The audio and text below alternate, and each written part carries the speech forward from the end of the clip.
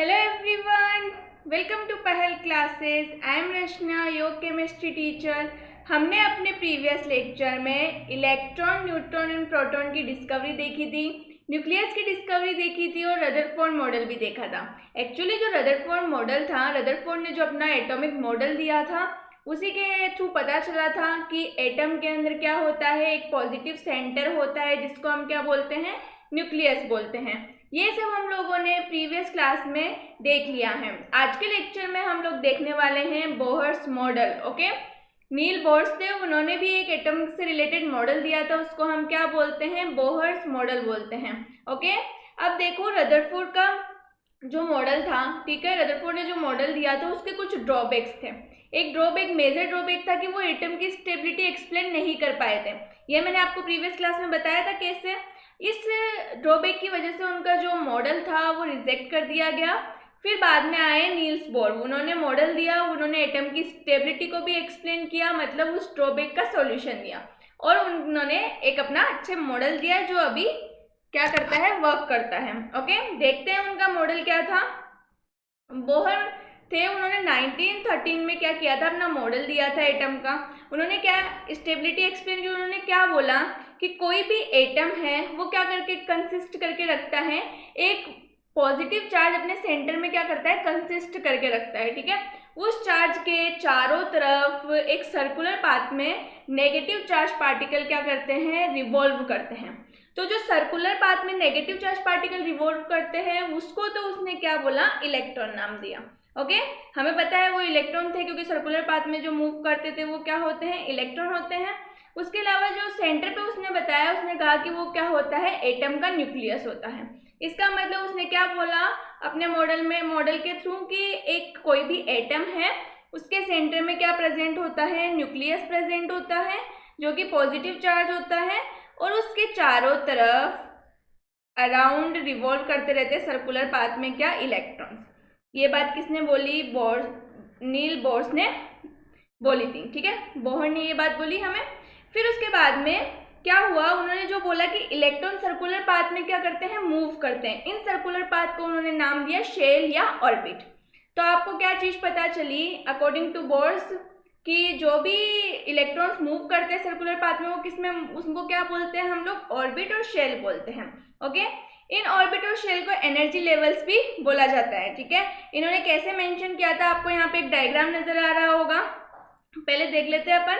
Bourse model, in 1913 Bohr proposed a model of the atom in which he gave an explanation of stability of an atom. Postulates of Bohr model are as follow.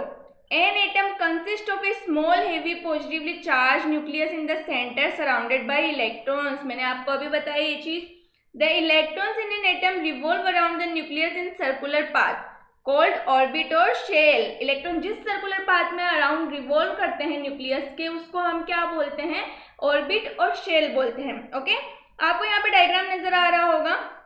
Bohr ने क्या किया था, जो shell बोला था उनको एक arrangement दिया था कि जो न्यूक्लियस के जस्ट पास में शेल होती है, दैट्स मीन ये न्यूक्लियस के जस्ट पास में शेल होती है, इसको उसने के नाम दिया, उसके बाद वाली को उसने एल बोला, फिर उसके बाद वाली को एम और फिर एन। ऐसे उसने क्या किया, शेल्स को असाइन किया, डिजाइन किया कि ऐसे शेल होगी। पहले वाली शेल को हम के बोलते हैं, फिर एल बोलते हैं, फिर एम बोलते हैं और फिर एन बोलते हैं। ऐसा किसने बताया, बोहर ने डिजाइन किया था कि पॉजिटिव चार्ज के बाहर जितनी भी शेल्स होती हैं उनको के एल एम एन क्या दिया, नाम दिया। ओके, समझ आया। तो सर्कुलर पाथ में जो घूमते हैं वो क्या होते हैं, इलेक्ट्रॉन्स होते हैं और उस सर्कुलर पाथ को हम क्या बोलते हैं, ऑर्बिट और शेल बोलते हैं according to Bohr's model. Okay, diagram में नजर आ रहा है, देखो ये पॉजिटिवली चार्ज बोला है तो इसका मतलब ये क्या है, न्यूक्लियस है। ये के शेल है, ये एल शेल है, ये एम शेल है और ये एन शेल है। ओके, आगे देखते हैं।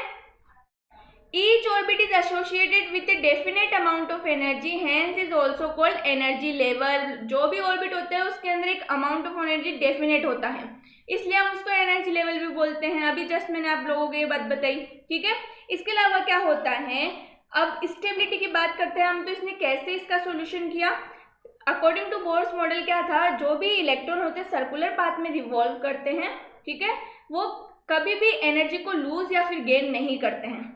इसका मतलब क्या है कि जब भी इलेक्ट्रॉन एक एक पर्टिकुलर पाथ में घूम रहा है, सर्कुलर पाथ में, कि ये इसी पाथ में घूम रहा है, ठीक है। यदि हम के पाथ की बात कर रहे हैं, के शेल की बात करें, तो उसी शेल में यदि इलेक्ट्रॉन रिवॉल्व करते हैं तो वो ना तो एनर्जी गेन करते हैं और ना ही एनर्जी लूज करते हैं। उनकी एनर्जी मेंटेन रहती है एक ही पाथ में रिवॉल्व करने पर, एक ही पाथ में घूमने तक उनकी एनर्जी सेम रहती है। लेकिन यदि वो क्या करते हैं, एक एनर्जी लेवल से दूसरे एनर्जी लेवल पर जाते हैं तो वो एनर्जी एब्जॉर्ब भी कर सकते हैं और एनर्जी लूज भी कर सकते हैं। ये कंडीशन पे डिपेंड करता है कि वो इनर शेल से आउटर शेल में मूव कर रहे हैं, जंप कर रहे हैं, या फिर आउटर शेल से क्या कर रहे हैं, इनर शेल में आ रहे हैं।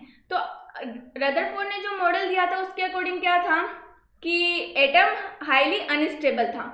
क्यों अनस्टेबल था? क्योंकि इलेक्ट्रोमैग्नेटिक थ्योरी के अकॉर्डिंग जो भी चार्ज पार्टिकल्स होता है वो अराउंड एक सर्कुलर पाथ में यदि रिवॉल्व करते हैं तो वो लगातार क्या करते हैं, एनर्जी को लूज करते जाते हैं, है ना। फिर क्या होता है कि इलेक्ट्रॉन को न्यूक्लियस में गिर जाना चाहिए, जिससे जो भी अपना एटम है वो क्या होता है, अनस्टेबल होता है। बट इन्होंने क्या बताया कि जो इलेक्ट्रॉन एक सर्कुलर पाथ में मूव कर रहे हैं, यदि वो उसी पाथ में मूव करते हैं तो ना तो इलेक्ट्रॉन लूज करेंगे, ना तो एनर्जी को लूज करते हैं और ना ही गेन करते हैं। तो उनकी एनर्जी क्या होती है, वहाँ पे मेंटेन रहती है, ना तो लूज होगा ना गेन होगा, ठीक है, समझ आया। तो इन्होंने इस बात का ड्रॉबैक जो था रदरफोर्ड का, उसका भी सॉल्यूशन दे दिया था, एटम की स्टेबिलिटी को क्या कर दिया था, एक्सप्लेन कर दिया था। ओके, देखते हैं। Each orbit is associated with a definite amount of energy, hence is also called energy level. The orbit और shell are designed as KLMNO starting from inner most shell. As long as electron remains in a particular orbit, just मैंने अभी बताया like K में होगा तो it does not gain और lose energy. When an electron jumps from the inner shell to outer shell it absorb energy. जब inner shell से मतलब के शेल से ये बाहर वाली शेल में जा रहा है, वो L भी हो सकती है, M भी हो सकती है, N भी हो सकती है। कैसे L में जा रहा हूँ, M में जा रहा हूँ, N में जा रहा हूँ, तो हमेशा एनर्जी को क्या करेगा, एब्जॉर्ब करेगा। फिर वापस जब इस शेल से इस वाली शेल में आएगा तो एनर्जी क्या करेगा, लूज करेगा, रेडिएट करेगा। तो समझ आई, एक ही पाथ में रिवॉल्व करता है तो no energy gain and lose, और यदि अलग अलग पाथ में जंप करता है इनर से आउटर में, आउटर से इनर में, तो वो लूज भी कर सकता है और क्या कर सकता है, गेन भी कर सकता है। तो ये किसने ये मॉडल दिया था, बोर ने, नील्स बोर ने ये मॉडल दिया था, और ये मॉडल बिल्कुल सही था। उन्होंने एटम की स्टेबिलिटी इस मॉडल के थ्रू क्या की थी, एक्सप्लेन की थी। जो ड्रॉबैक था उसका भी सॉल्यूशन दे दिया था इस मॉडल के थ्रू। ओके, तो ये मॉडल हमने अच्छे से समझ लिया। अब हम देखेंगे एटॉमिक नंबर क्या होते हैं, मास नंबर क्या होते हैं। एटॉमिक नंबर की बात करें तो एटॉमिक नंबर क्या होते हैं, कोई भी आपके पास में एटम है या फिर हम बात करें न्यूक्लियस है, ठीक है, एटम की बात करें तो उसमें न्यूक्लियस होगा। किसी भी एटम के न्यूक्लियस में जितने प्रोटॉन प्रेजेंट हैं, न्यूक्लियस में क्या क्या प्रेजेंट होते हैं, प्रोटॉन एंड न्यूट्रॉन। तो किसी भी एटम के न्यूक्लियस में जितने प्रोटॉन प्रेजेंट होते हैं उसी को हम क्या बोलते हैं, उसका एटॉमिक नंबर बोलते हैं किसी भी एटम का। ओके, रिप्रेजेंट करते हैं हम इसको जेड से। जब भी एटॉमिक नंबर की बात करें मतलब वो जेड से रिप्रेजेंट होता है। समझ आया? देखो, the number of protons present in the nucleus of an atom is called the atomic number of the atom, ठीक है, it is denoted by Z। समझ आया? एटॉमिक नंबर क्या होते हैं, प्रोटॉन्स के इक्वल होते हैं एटॉमिक नंबर। यदि हम बात करें न्यूट्रल एटम की, कोई भी आपके पास में न्यूट्रल एटम है, for example sodium. Okay, sodium का सिंबल Na होता है, एटॉमिक नंबर मतलब Z कितना होता है इसका, 11 होता है। ओके, तो यदि हम न्यूट्रल एटम की बात करें, न्यूट्रल एटम समझ रहे हो, उस पर कोई चार्ज नहीं है, तो जो प्रोटॉन होते हैं वो इलेक्ट्रॉन्स के इक्वल हो जाते हैं।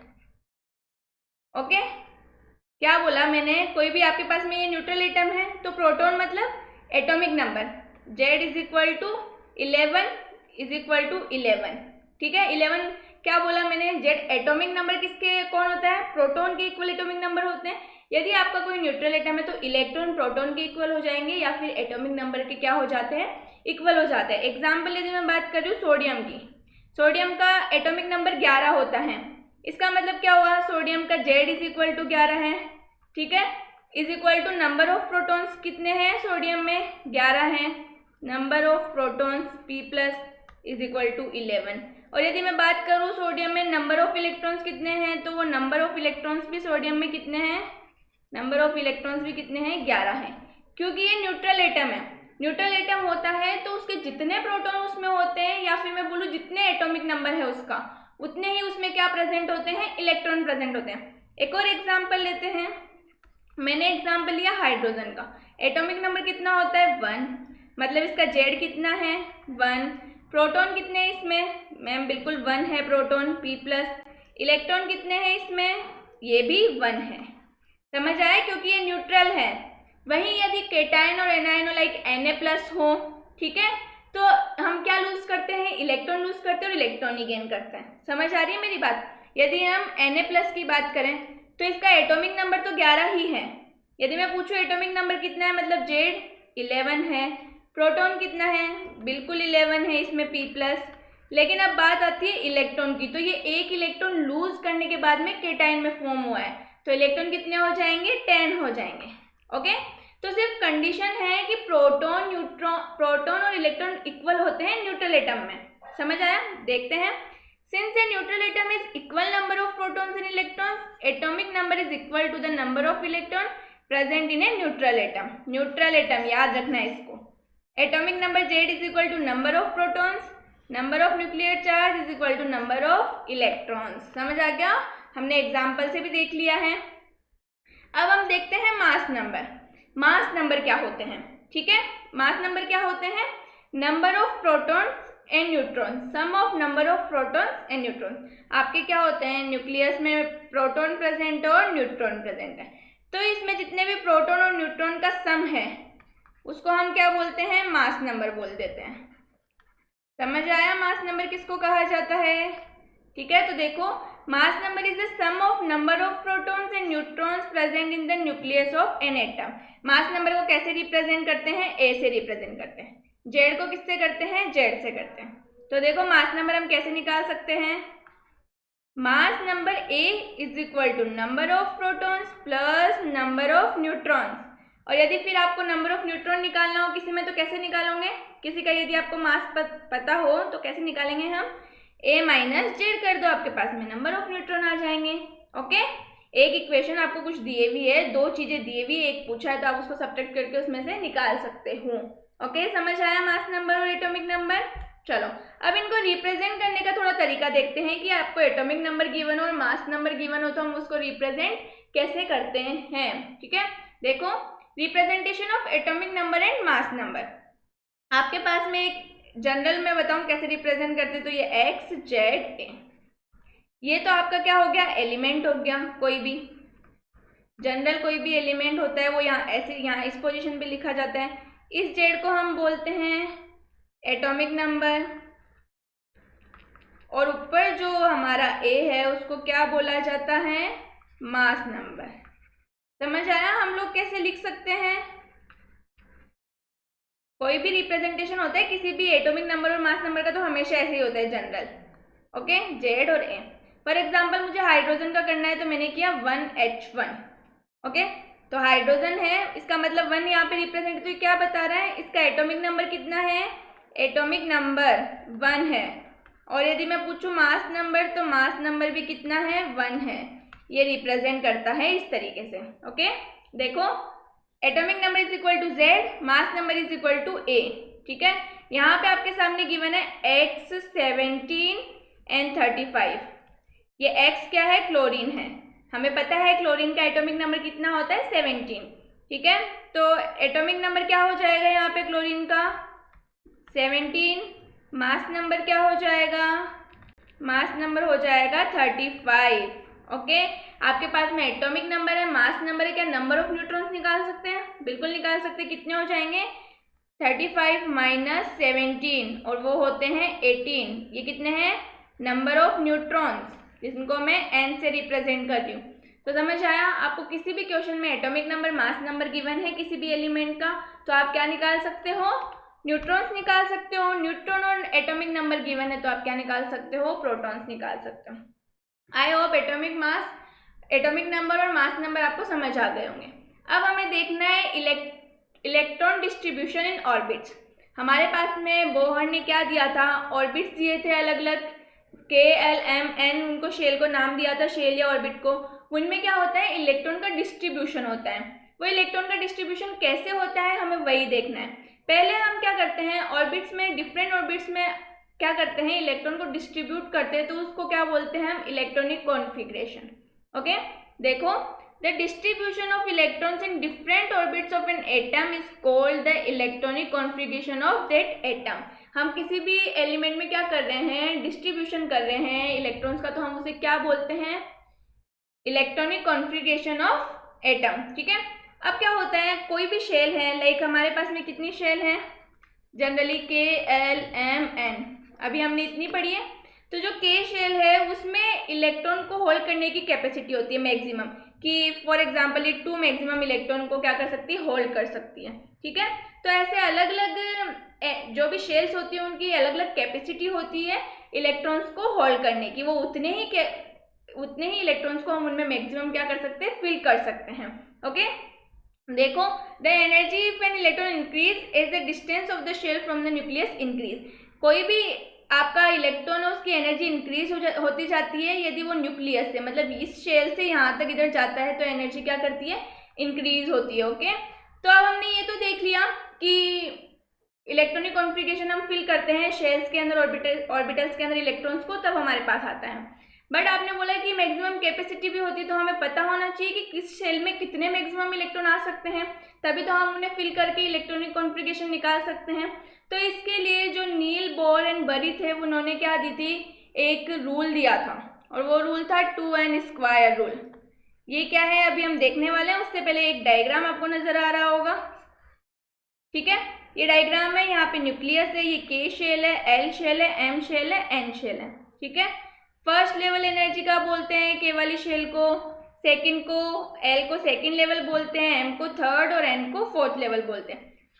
अब इनमें मैक्सिमम कितने इलेक्ट्रॉन आ सकते हैं, ये किस रूल से डिसाइड होता है, 2n² रूल। 2n² रूल क्या है, n यहाँ पे होता है नंबर ऑफ शेल, ठीक है, n शेल या ऑर्बिट का नंबर होता है। ओके, तो आपको क्या करना है, यदि मैंने बोला फर्स्ट शेल के लिए आपको मैक्सिमम कैपेसिटी निकालनी है इलेक्ट्रॉन की, तो आप क्या करोगे, 2n² है आपके पास में, 2 तो है, n क्या होता है नंबर ऑफ शेल, K कौन सी शेल होती है, फर्स्ट होती है। ठीक है, तो हम क्या करेंगे, मल्टीप्लाई 1 का स्क्वायर, तो आपके पास में क्या आ जाएगा, 2। मतलब K शेल में मैक्सिमम कितने इलेक्ट्रॉन्स फिल हो सकते हैं, 2 इलेक्ट्रॉन फिल हो सकते हैं। ओके, इसी तरह आप किस में भी निकाल सकते हो, L में निकाल सकते हो, M में निकाल सकते हो, N में निकाल सकते हो। ठीक है, देखो यहाँ पे एक टेबल नजर आ रही होगी, उसमें हमने निकाल भी रखा है। फर्स्ट ऑर्बिट K शेल बोलते हैं जिसको, शेल नंबर कितना है, 1। यदि हम इसमें निकालेंगे 2n² फॉर्मूला यूज करके, तो हमारे पास में मैक्सिमम इलेक्ट्रॉन्स आएंगे 2। उसी तरह L शेल में मैक्सिमम इलेक्ट्रॉन कितने फिल हो सकते हैं, 8, M शेल में हो सकते हैं 18 और N शेल में 32। ओके, तो यहाँ तक समझ में आया कि मैक्सिमम इलेक्ट्रॉन्स हम कितने फिल कर सकते हैं किसी भी एक शेल के अंदर। ठीक है, फर्स्ट शेल में कितने होंगे, और ये आप किससे फॉर्मूले से निकाल सकते हो, 2n² रूल से आप क्या कर सकते हो, इसको फाइंड आउट कर सकते हो, जहाँ पे n क्या होता है, नंबर ऑफ शेल होता है। ओके, अब यहाँ पे देखो, the maximum number of electrons in the outermost shell is 8 and in the penultimate shell is 18। Okay, कोई भी आपकी शेल है उसमें maximum electron outermost shell में कितने हो सकते हैं, 8, और एक और आउटर मोस्ट शेल में क्या हो सकते हैं, इसके बाहर वाली शेल में 18 मैक्सिमम इलेक्ट्रॉन क्या हो सकते हैं, हो सकते हैं।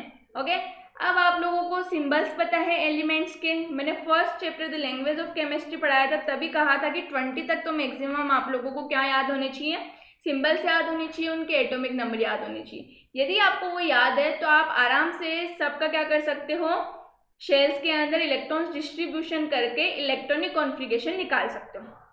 कैसे इलेक्ट्रॉनिक कॉन्फ़िगरेशन भरते हैं हम लोग, फर्स्ट एग्जांपल लेते हैं, हाइड्रोजन एलिमेंट, सिंबल क्या होता है, H होता है, एटॉमिक नंबर कितना होता है, 1, एटॉमिक मास कितना होता है, 1, प्रोटॉन कितना होगा, 1, न्यूट्रॉन नहीं होता है।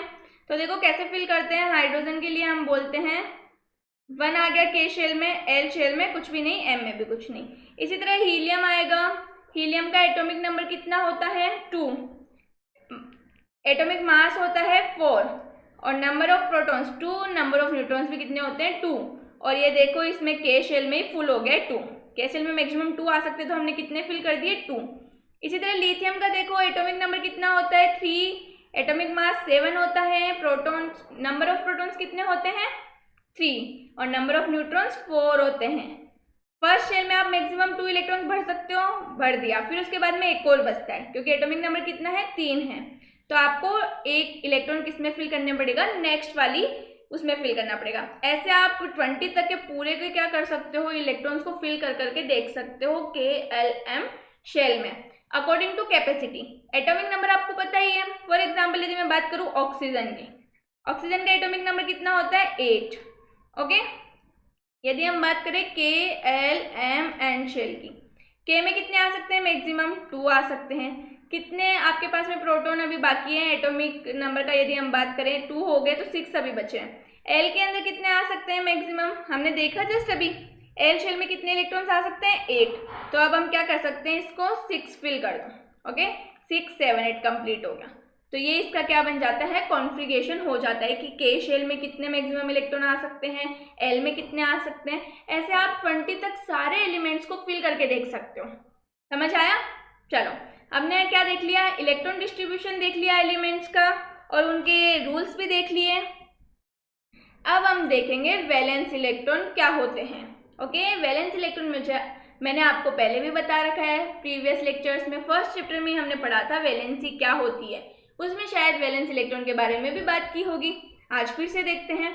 जो भी इलेक्ट्रॉन आउटर मोस्ट शेल में प्रेजेंट होते हैं, क्या सबसे लास्ट, आउटर मोस्ट शेल का मतलब क्या है, लास्ट वाली शेल। यदि अभी एग्जाम्पल लेंगे, जो भी इलेक्ट्रॉन आउटर मोस्ट शेल में प्रेजेंट होते हैं, ओके, लाइक इसमें एक इलेक्ट्रॉन प्रेजेंट है, तो इसको हम क्या बोलते हैं, वैलेंस इलेक्ट्रॉन्स बोलते हैं। ठीक है, मैंने क्या बोला, जो भी इलेक्ट्रॉन आउटर मोस्ट शेल में प्रेजेंट होते हैं एलिमेंट के, उसको हम क्या बोलते हैं, वैलेंस इलेक्ट्रॉन बोलते हैं। समझ आया? आउटर मोस्ट शेल क्या होती है, सबसे बाहर वाली शेल। ठीक है, फॉर एग्जाम्पल यदि मैं बात करूं ऑक्सीजन की, जस्ट अभी हमने देखा 2 और 6 हमने फिल किया, ये K शेल थी, ये L शेल थी। यदि ऑक्सीजन की बात करें तो लास्ट वाली शेल कौन सी है, आउटर मोस्ट शेल L। तो इसके वैलेंस इलेक्ट्रॉन कितने हैं, 6।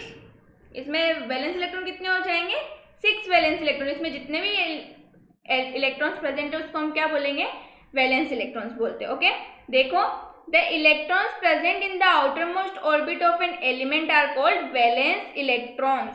ओके, जो भी आउटरमोस्ट शेल में प्रेजेंट होते हैं उसको क्या बोलते हैं, valence electron. These electron play an important role in chemical reaction. Chemical reaction में ये इलेक्ट्रॉन्स होते हैं बहुत इंपॉर्टेंट रोल प्ले करते हैं। और दूसरी बात, इन आउटर मोस्ट शेल में जो इलेक्ट्रॉन होते हैं फिर हम डायरेक्ट बोलेंगे वैलेंस इलेक्ट्रॉन्स। वैलेंस इलेक्ट्रॉन के थ्रू आप बता सकते हो कि कोई भी एलिमेंट मेटल है, नॉन मेटल है। कैसे बताओगे, यदि किसी भी एलिमेंट के आउटर मोस्ट शेल में यदि 1 2 एंड 3 इलेक्ट्रॉन्स प्रेजेंट है, ठीक है, तो वो क्या होते हैं, मेटल कंसिडर किया जाता है उसको। ऐसा क्यों, मेटल क्या होती है पहले आपको ये पता होना चाहिए, जो भी इजीली इलेक्ट्रॉन लूज कर सके। ठीक है, मेटल वही होती है जो भी इजीली इलेक्ट्रॉन लूज कर सके। अब ये 1 2 3 आउटर मोस्ट शेल में प्रेजेंट है, तो ये इलेक्ट्रॉन लूज आसानी से कर सकते हैं। 1 इलेक्ट्रॉन लूज कर सकता है, 2 भी कर सकता है, 3 भी कर सकता है। तो ये क्या होते हैं, मेटल्स होते हैं, केटाइन में कन्वर्ट हो जाते हैं। ठीक है, क्यों कर सकता है ये आपको पता होगा। कोई भी इलेक्ट्रॉन, मैंने बताया था ऑक्टेट रूल होता है एक, जिसमें क्या होते हैं, कोई भी एक एलिमेंट है वो स्टेबल होना चाहता है, मतलब अपने आउटर मोस्ट शेल में 8 इलेक्ट्रॉन रखना चाहता है। ठीक है, 8 इलेक्ट्रॉन से जितने भी ज्यादा इलेक्ट्रॉन होते हैं वो या तो लूज कर देते हैं या फिर 8 इलेक्ट्रॉन लेने के लिए वो क्या कर लेते हैं, गेन कर लेते हैं। तो 1 इलेक्ट्रॉन से ज्यादा है तो क्या करेंगे, लूज कर देंगे, और यदि कम है तो वो गेन कर लेंगे। ओके, 8 आउटर मोस्ट शेल में रहने चाहिए, तभी उस एलिमेंट को क्या बोलते हैं हम, स्टेबल एलिमेंट कहा जाता है। ठीक है, तो कोई भी, फॉर एग्जाम्पल मैंने बोला हम बता सकते हैं ये मेटल है या नहीं। फॉर एग्जाम्पल सोडियम 11, यदि हम इसका फिल करें KLMN शेल में तो ये आता है 2 8 1। ओके, अब हमें क्या है, इसको स्टेबल रहने के लिए यही चाहिए सिर्फ आउटर मोस्ट शेल में 8, इसका 1 ज़्यादा है, ये क्या करना, लूज करना पसंद करेगा 7 इलेक्ट्रॉन को लेने की बजाय। आउटर मोस्ट शेल इसकी ये है, यदि ये क्या करना चाहते हैं, इसमें 8 कंप्लीट करना चाहता है तो 2 वे हैं, या तो ये 7 इलेक्ट्रॉन किसी से ले ले या फिर 1 इलेक्ट्रॉन किसी को क्या कर दे, डोनेट कर दे। क्या इजी है इसके लिए, 1 इलेक्ट्रॉन डोनेट करना। तो ये क्या करेगा, 1 इलेक्ट्रॉन को डोनेट कर देता है और क्या बना लेता है, Na+। ठीक है, तो किसी के भी आउटर मोस्ट शेल में यदि 1 2 या 3 इलेक्ट्रॉन्स प्रेजेंट है तो वो डोनेट करना प्रीफर करते हैं, इसलिए हम बोलते हैं कि वो मेटल्स है। समझ आया क्यों बोला था मैंने ये सेंटेंस, कि एलिमेंट्स होते हैं जिनके वैलेंस इलेक्ट्रॉन 1 2 3 होते हैं वो मेटल्स होते हैं जनरली। समझ आ गया? आगे चलते हैं। ये जो ऑक्टेट रूल का कॉन्सेप्ट है स्टेबिलिटी का, वो मैं आपको पहले भी बता चुकी हूँ प्रीवियस वीडियो लेक्चर में, आज फिर से हमने देख लिया है। ओके, अब देखो कुछ एलिमेंट जिनमें 4, 5, 6 एंड 7 इलेक्ट्रॉन्स प्रेजेंट होते हैं वो नॉन मेटल की तरह बिहेव करते हैं, नॉन मेटल की तरह। ठीक है, ये कैसे करते हैं ये भी देख सकते हैं हम। नॉन मेटल्स क्या होती है, जो जनरली इलेक्ट्रॉन्स इजीली गेन करके एनायन में कन्वर्ट हो जाती है, वही होती है। ठीक है, एग्जाम्पल लेते हैं क्लोरीन का, 17 क्लोरीन। ओके, क्या होता है क्लोरीन के अंदर, क्या यदि हम फिल करते हैं इसकी शेल को तो 2, 8 एंड 7 इसका कॉन्फ़िगरेशन आता है। ओके, फिल करके देखना आप, मैंने सिखाया है, यही आता है। अब इसको क्या होता है, आउटर मोस्ट शेल में 8 इलेक्ट्रॉन कंप्लीट होने चाहिए। 8 इलेक्ट्रॉन के लिए इसके पास दो कंडीशन है, या तो ये एक इलेक्ट्रॉन को क्या कर ले, गेन कर ले, या फिर क्या कर दे, एक इलेक्ट्रॉन को ये डोनेट कर दे। टू कंडीशन है, 7 इलेक्ट्रॉन को डोनेट कर दें। क्या इजी रहेगा इसके लिए, कोई भी एक इलेक्ट्रॉन गेन कर ले वो ज़्यादा इजी है अकॉर्डिंग टू 7 इलेक्ट्रॉन देने की बजाय, बिल्कुल इजी है। तो ये क्या करना चाहेगा, एक इलेक्ट्रॉन लेना चाहेगा। ये एक इलेक्ट्रॉन इजीली ले सकता है और नॉन मेटल में क्या हो सकता है, कन्वर्ट हो सकता है, इसलिए क्या प्रीफर करता है, एक इलेक्ट्रॉन लेना। समझ आया। ऐसे यदि किसी भी एलिमेंट में 4, 5, 6, 7 आउटर मोस्ट शेल में प्रेजेंट है तो वो क्या होते हैं, नॉन मेटल की तरह कंसिडर किए जाते हैं। अब पता चल गया मैंने क्यों स्टेटमेंट्स बोले ये। चलो देखते हैं। These elements can gain electrons to form ions which are negatively charge called anions. देखो एक इलेक्ट्रॉन लेके किस में कन्वर्ट हो जाएगा, Cl माइनस में। Valence electrons of atoms contribute the formation of molecules. Valence electron होते हैं किसी भी मेटल के, नॉन मेटल के, वो क्या करते हैं, मॉलिक्यूल के फॉर्मेशन में क्या करते हैं, कंट्रीब्यूशन करते हैं। कैसे करते हैं ये हम देखेंगे, केमिकल बॉन्ड पढ़ेंगे तब। मैं आपको तब रिकॉल करवाऊंगी कि हमने ये एक सेंटेंस पढ़ा था, ठीक है, स्टेटमेंट देखा था, वो हम देखेंगे बाद में। लेकिन क्या होता है, इलेक्ट्रॉन ट्रांसफर की वजह से क्या कर सकते हैं, ये लोग बॉन्ड का फॉर्मेशन कर सकते हैं, मॉलिक्यूल को बना सकते हैं। ठीक है, कैसे बनाते हैं, क्या बनाते हैं, जब केमिकल बॉन्ड पढ़ेंगे आपको अच्छे से समझ आएगा। अभी के लिए सिर्फ इतना ध्यान रखो कि वैलेंस इलेक्ट्रॉन्स होते हैं वो मॉलिक्यूल फॉर्मेशन में क्या करते हैं, कंट्रीब्यूशन करते हैं। ओके, यहाँ तक समझ आया। वैलेंस इलेक्ट्रॉन्स देख लिए हम लोगों ने, वैलेंस इलेक्ट्रॉन्स क्या होते हैं, इससे नॉन मेटल और मेटल का कैसे पता कर सकते हैं हम, ये सब हमने देख लिया है। ओके, यहाँ तक किसी को कोई डाउट हो तो कमेंट बॉक्स में कमेंट करके पूछे। तब तक मेरे वीडियोस देखते रहिए, अपना ख्याल रखिए, थैंक यू।